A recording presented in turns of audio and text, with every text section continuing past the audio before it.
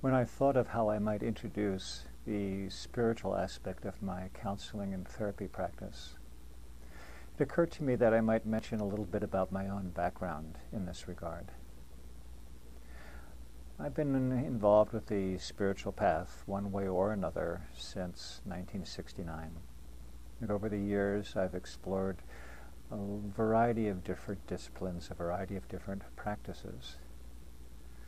I've examined Hinduism, Buddhism, Taoism, also explored what's called the Diamond Approach or of A.H. Almaas, also explored non-dual work, non-dual philosophy or experience.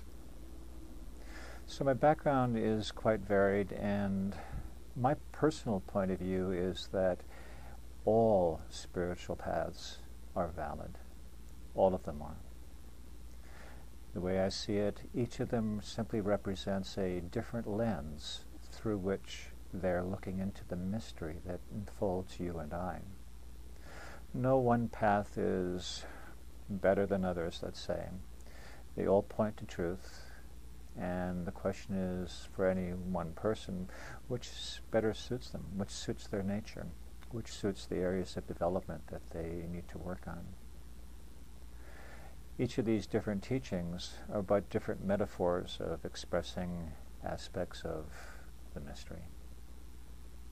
My work with clients is not about exploring those particular disciplines, etc., that you could do on your own.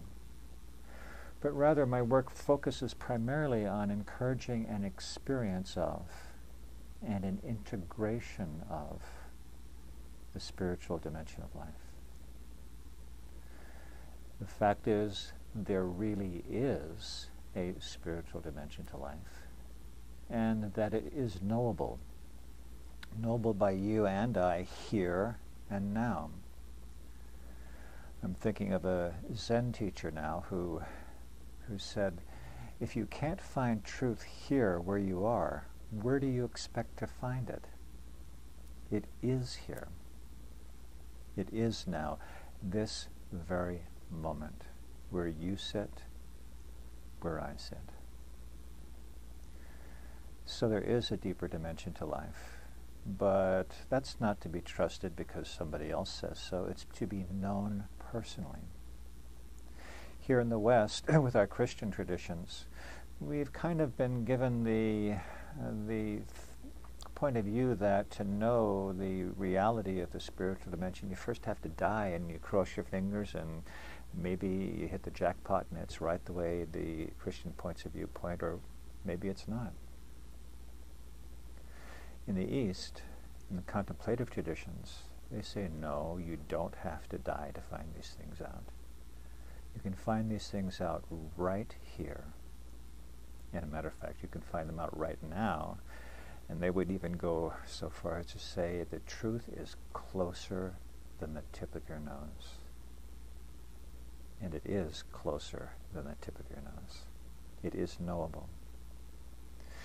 But experiencing it can sometimes be pretty upsetting to the ego. Sometimes, well, I think it was St. Paul who got knocked off his donkey or his horse and was basically blinded for several days, given his spiritual emergency. Speaking for myself, it took a couple of years to integrate it fully before I remembered how important my humanity is.